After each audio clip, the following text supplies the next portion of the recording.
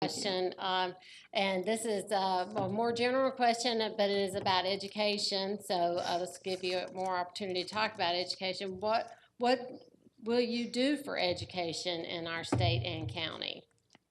Would anybody like to start that? Certainly, I'd make sure it's fully funded. Our tax dollars need to go to our public institutions. That way, we can pay more money to our teachers, make it a competitive workforce. If they're making more money, we can reduce the class sizes as well. It's my understanding as well that the 2019 budget only funded less than 1% for pre-K. And we need to invest in our children. And so that amount of money, that's not going to help our community. And again, our public institutions need to have all of the tax dollars and not siphoned off into private institutions. You can look at my record, what I've done for education. I'm not bragging, but facts are facts. You know, this General Assembly did fully fund the QBE formula in FY19, which we're currently in. I passed Senate Bill 364 in 2016. It reduced the amount of the teachers' evaluations that were based on test scores. Many of those students, the teachers had no control over the factors in those students' lives. It was reduced from 50% to 30%. That same bill introduced testing in first and second grade. Everybody says, well, why can't our kids read at third grade? They ought to be reading at third grade. I agree. But the first definitive measure that we had of their reading skills was at the end of third grade. We put in formative assessments in first and second grade. We started using aptitude testing with parental consent for those students before they declare what their high school studies are going to be, so we can find out what their natural aptitudes are. We have got a very successful college and career academy program in the state that links the students, the institutions, the business community, and higher ed. All these things are happening. All these things are making a difference in the productivity. We're looking at career technical education. 80% of the jobs coming available today are in these areas. We're trying to train for them in a very realistic and meaningful way. Go ahead. I got 2 points I'd like to make. So the first is kind of very specific point about education is we need to have fact-based sex education in our schools. Right now, we still have plenty of schools in Georgia that are teaching an abstinence-only based sex education system that has been proven to be hokum. We need real sex education that accepts the fact that teenagers and young people are going to be having sex, and that explains to them how to use birth control in a way that's going to reduce abortions, reduce unplanned pregnancies, reduce transmission of sexual diseases. I also want to point out, and again, this is with all due respect to Senator Tippins, the Republican Senate passed last year a bill that Casey Cagle admitted on tape was bad policy, and they passed it because Casey Cagle was concerned about a campaign donation going to one of his opponents. That's the kind of education bills we're getting right now with one-party Republican government that we have today. So we need to change that. Go ahead. Well, okay, it's your turn, but Oh, we're Go ahead. going to go in turns. Okay. yeah, well, we're kind of All right. circling. I mean, I think we all agree we have to fully fund education. I think that is, it's been lacking for years. And while I am proud to say that I was a part of the General Assembly that finally funded the QBE formula for the first time in over a decade, that's just not enough. I mean, the fact that we have had austerity cuts for so many years, the fact that our school systems have been hurting and have been having to make up the shortfall with respect to what the state hasn't provided as part of its share of educating our children is absolutely unacceptable. I mean, we have to empower teachers, we have to empower school systems, and we have to start earlier. I mean, I think what we realize is that this isn't just kindergarten anymore, and it's not just pre-K anymore, that really we need to, we need to look at children even younger, because even like Senator Tippins said, in terms of reading, for example, children are being diagnosed earlier and earlier now with dyslexia and can be remediated much easier if we kind of find an issue early on and then, have them go through Orton Gillingham or be taught that way. And so that's kind of what we need to deal with. We need to fully fund our schools. We need to empower our teachers. And at the end of the day, we need to make our children a priority in this state. I'm going to take a little bit different tack on this, because what I'd like to do is support our teachers a different way. We've got serious issues in our schools with mental health, with the wrong ratio of counselors in our schools. We don't have enough counselors for the amount of students. We've got problems with bullying. We've got problems with social isolation among the kids. And I think our teachers are having to parent a lot of times. They're having a lot to do a lot of things that really are not what they thought they were going to school for when they learned to be a teacher. And so the funding has to support those types of activities too, not just the QBE formula, but we need more dollars going into the budget to help us with those social issues that are really dragging our teachers down right now. Okay, so the next question, I actually have two questions that have to do with taxes, so I'm going to ask them both together. One is, how do you propose to control increases in taxes on families in this county and state? And also, Stacey Abrams said that she wants to repeal the state income tax cut. Is Stacey right? So you could answer both or a So little bit of both. I'll just go ahead and jump in and let me, I think that actually Ms. Abrams just came out recently and said that she would not undo the tax cut that we passed this past year for, fiscal year 19 going forward. So in terms of the income tax rate, we've passed, like Senator Kirkpatrick said, we passed, one of the single largest tax cuts in the history of this state in terms of income tax. And then in January, the way the bill is set up, we'll go back and be able to vote again to bring it down even lower. So with respect to that, at the state level, we are working on that and we are implementing a policy with respect to that. Secondarily, obviously property taxes is an issue that we all have to deal with. And it all goes back to funding of education, right? So if the state's paying their part and then we don't have to make it up, then obviously the share that every property owner has with respect to that will go down. And so we have to make sure that the state is actually paying their part so that we don't have to pick up the rest of the tab. I obviously voted for the tax cut, and I think it's a good move in the right direction. I think we've got more that we can do. I'm concerned about the way our agencies operate in silos and that there's waste in the system and that throwing money at things doesn't always make them better. So I'd like to see us continue to look for savings by better coordination between the agencies so that we can cut our taxes further and give our families paychecks that they can spend however they want to instead of giving it to the government. Can you repeat the questions for me, please? Sure. Thank you. The first one was, how do you propose to control the increases in taxes on families in this county and state? And second, Stacey Abrams says she wants to repeal the state income tax cut. Is Stacey right? So in reference to taxes, I'm going to take just a little bit of a turn here, but I want to talk about the fair tax, which is a regressive tax, which is a burden on low-income families, and I think that is an issue. So if the legislature is talking about some type of fair tax issue, then I would not support that. I think that in Cobb County, where we live, we've got a great tax base because we've got good property values, and as long as we maintain that, I think that's fine. I think when you look at taxes in general, you have to see which taxes are being levied by which agencies. The only tax that I know of that the state levies directly on the individuals is the property tax. Certainly they pay the sales tax. There's sales tax on automotive fuel, diesel fuel.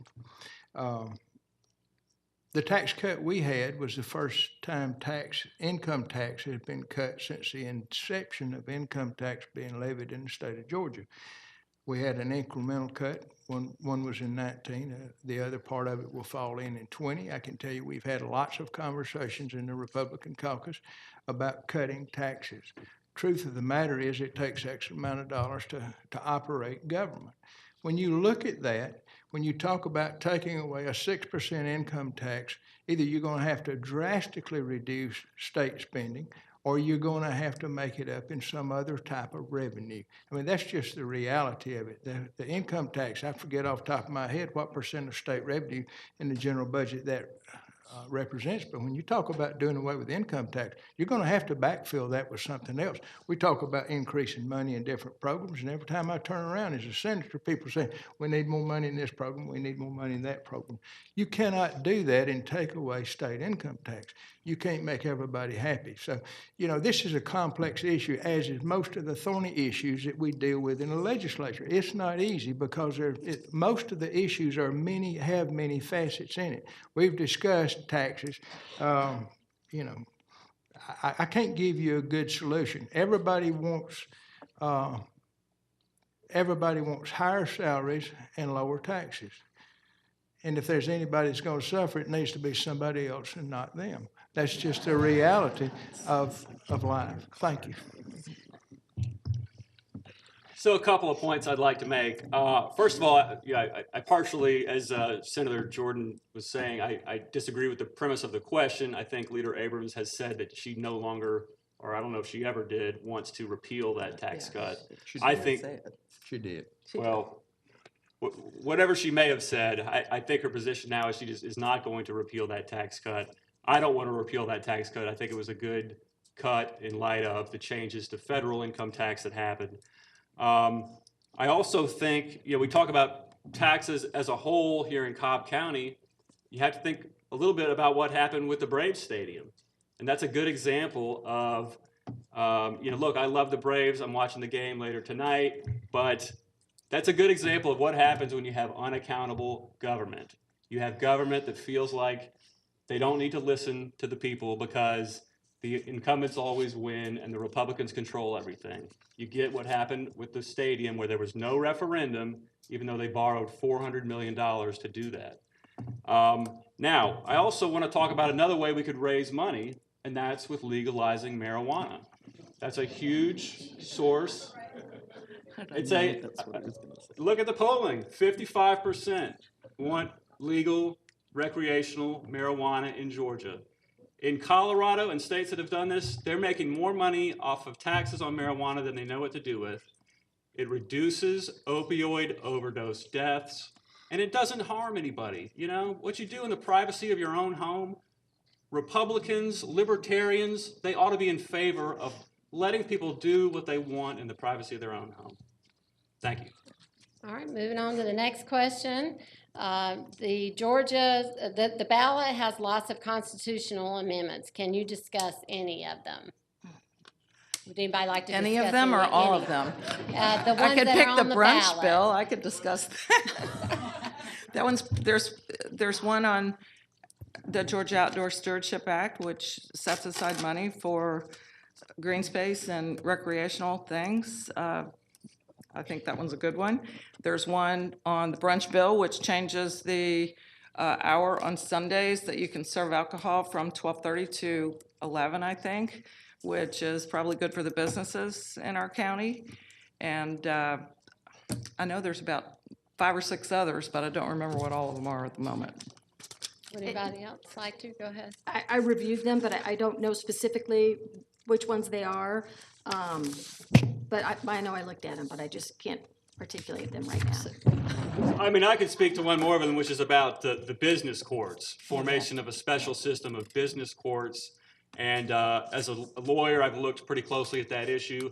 I think overall it's a pretty good idea. I mean, I think we could have specialized judges who really know what they're doing and would it would reduce some of the reliance on arbitration and overall would be an improvement on the current system where you have a lot of judges, particularly outside the Atlanta area, who really just don't know how to deal with a complex business dispute. So I'm in favor of that amendment. Okay. Does anybody else like to add anything? Sure, we got ahead. 5, and I can tell you what they are because I brought my cheat sheet with me. First is the Georgia Outdoor Stewardship Act that takes sales tax revenues from outdoor sporting goods and puts it into a trust fund for conservation. Some people say it's going to be used to buy land that's reserved in permanent conservations. Others say it's to maintain existing properties. I think that probably remains to be clearly defined. The second one is the business court. I agree there are cases where if you have a business case that's brought to a small jurisdiction and the judge particularly or the court or the county has no experience with complex business issues, it may make sense to have a statewide business court. Marcy's Law expands victims' rights in the prosecution of those who commit crimes against them. One amendment, the sales tax referendum to fund schools as a law. This is the East Bloss for capital improvements as the law currently stands. All the districts that are in a particular county have to agree to call the referendum, and we've had situations where you may have a very small independent school district like a city or a school district that spans 2 county lines with a very small part of that district. The district offices are even in another county, and they'll hold the larger district hostage and say, if you don't give me what I want per student, we won't vote to call the referendum. I've seen that in action. What this does is provides that the largest district can call it, and in the absence of a different agreement, the revenues that are collected would be split equally between each student in the county, regardless of which district they're in. It's a good law. Those are the major referendum issues I think that have been brought up, and So I'll just add one thing on the business court. So Fulton County and Gwinnett County have their own business courts right now. And I've litigated in them, and I do think that they are courts that really are good for business. I mean, from that perspective. The only thing in terms of the business court constitutional amendment is that the way that the judges are picked, and the judges aren't subject to election. And so that's the one issue that I do have with that constitutional amendment, is that unlike the Supreme Court of Georgia or the Court of Appeals or any other court in the state, the judges would just be appointed and then would not be subject to the will of the people. And I think that that's a little problematic. But all in all, I mean, it's a good thing, and in theory, it could do some good for the state. Okay, moving on to the next question. How would you change medical insurance to benefit all people in Cobb without further causing budget trauma? Anybody want to start with that one? Certainly. Expand Medicaid. Expand Medicaid. That's what we need to do. We haven't done that. And why we haven't, I have no idea. If we expand Medicaid, we will be able to support 1 in 3 people that are disabled. We'll be able to support 1 in 2 children, and we'll also be able to support 3 in 4 nursing home residents.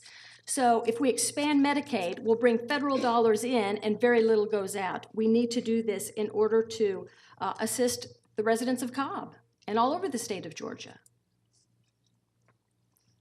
Okay, I'll take a stab at that. First of all, under Medicaid, nursing home residents are covered under Medicare, and the disabled are already covered under Medicaid. So that's irrelevant. The problem with Medicaid is that it's very, not just complicated, but the system is broken, and we need to fix the Medicaid system instead of expanding a system that's already broken. We need to do a better job of managing chronic diseases, and we can do that with some very targeted and focused waivers where we can pull down federal money and cover people that aren't currently covered. So I'd much rather see that approach. The system's very fragmented in insurance. I hear more from constituents about the cost of their health insurance than just about anything else, especially in the individual market. The options are very few. There's very little competition in that market right now. There are some things we can do to increase the competition in that market with waivers as well. It's a different kind of waiver. It's called a 1332 waiver. I won't get too in the weeds on that. But there's a lot we can do to rein in the big carriers that are throwing their weight around, leaving the counties with, leaving our residents with very few options, and I'd much rather take that approach. There's a clear difference between medical insurance and socialized medicine that's free to whoever wants to avail themselves of it. I think, as Senator Kirkpatrick has said, our current Medicaid system is a broken system. It has several faults in it. Number one, the primary physician, the reimbursement for that is not sufficient to cover them for their services and the amount of paperwork that has to go into filing these claims. I think that we're going to have to look at a change in Medicaid, especially in not only in rural areas, but also in urban areas. We have many people going to an emergency room that's want to be covered under Medicaid. Those are the highest costs you can acquire. We're going to have to change the delivery system. There's 8 hospitals been closed in the state of Georgia, but the critical mass of population, frankly, is not enough to support it. I think we need to look at having a physician's assistant or a nurse practitioner in each district for primary care. I'll submit to you that we can carry those that need critical care by helicopter to a trauma center cheaper than we can have a hospital they go to and then continue to have to be transported. This is a very complex issue. One thing about medical health care insurance is all of them I've ever seen has a copay.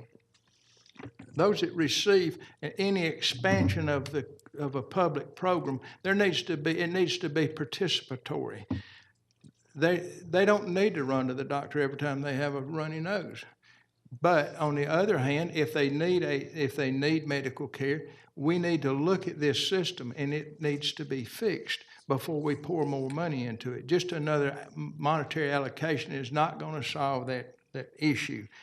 I also think that one requirement, if we have an expansion of usership in this, there needs to be a requirement for participation, both in the patient's health care practices. They don't need to be allowed to continue a lifestyle that's causing their medical problems. Indiana's had a very successful waiver program, and that anybody who is able-bodied and able to work, there's a work requirement associated with that. People say, I can't get a job. Look, we got 3.5% unemployment. And I'll tell you, from the construction business, anybody who wants a job can get a job. Every business I know is looking for people. I think that's wise restructuring.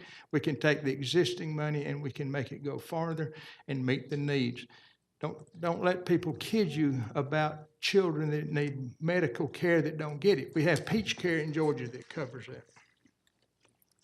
So a couple things. First of all, I don't think Medicaid expansion is a complicated issue at all. It is a very simple issue.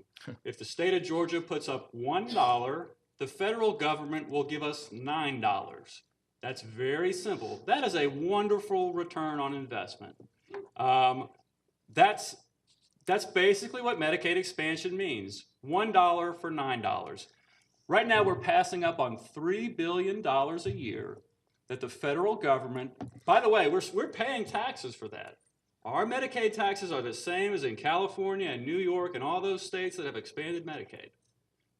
We don't get a tax break by not expanding Medicaid. But we are passing up $3 billion a year by we're just not cashing the checks. And states are doing this now that are red states. Louisiana's doing it. Kentucky's doing it. I mean, it's not just like liberal outposts that are doing Medicaid expansion anymore. It is so much money that we're passing up by not taking this. This idea that Medicaid is broken and we got to fix it first before we take more money. We already take a huge amount of money for Medicaid. We're taking billions of dollars a year already. Georgia provides Medicaid. It's administered through the state already. So, I mean, if you think there's a problem with Medicaid, and I'm not saying Medicaid works perfectly by any means, but we're already taking a ton of Medicaid money. Thanks. All right. I believe we need to expand Medicaid, and in terms of what Senator Tippins said, Peach Care is Medicaid. I mean, it is. And so we can put any name on it that you want. We can call it a waiver. We can call it whatever. But at the end of the day, we've got people hurting in this state, and we have the ability to give them adequate and affordable health care, and we should do that. And I just want to kind of step back a little bit in terms of talking about the expansion of Medicaid. What the expansion does, it expands to people who are working. For example, people who are working 40, 50, 60 hours a week, who make a little too much to actually get a subsidy, but don't make enough to afford health care. Those are the people we should be covering, right? And so it's one of those things where we're paying money into the system. Is it perfect? No, nothing is, but it's got to be better than what we have right now. Okay, I think we're gonna ask one more question, if you can answer it quickly. I just wanted to see if we could get some responses to this one question. Should there be a statute of limitations for crimes not reported so that accusations cannot be brought up for political gain? Would you read that one more time, please? Should there be a statute of limitations for crimes not reported so that accusations cannot be brought up for political gain? I don't really understand. Well, I think we need to know what the crime is, first of all, before I can respond to that question. So, All right, I would say the short answer is depends on the crime. Yeah. all right. Fair enough. All right. There is no statute of limitations on murder. We have a very extensive statute of limitations law in place. The General Assembly did open the statute of limitations on child abuse. I think it was in 2015, they opened that window for 2 years for those who could come forward who were precluded, and we opened that window and it closed. I do think there's some wisdom in not leaving that window open perpetually, because you may have an accusation that's made 40 years later and all the primary witnesses are dead, and all you have is someone testifying that they were abused, but you have no way to prove it other than their word. So I think there is some wisdom in looking at a workable statute of limitations. All right, so now we'll each going to give you each 1 minute to offer a closing statement, and let's do it in reverse order since we started with Jen Jordan, then we'll start with Annie Clark. Thank you. Folks, politics doesn't have to be the way you see it on TV. It's always been ugly, but I think in the last couple of years, it's gotten a lot uglier. Republicans used to be the party of business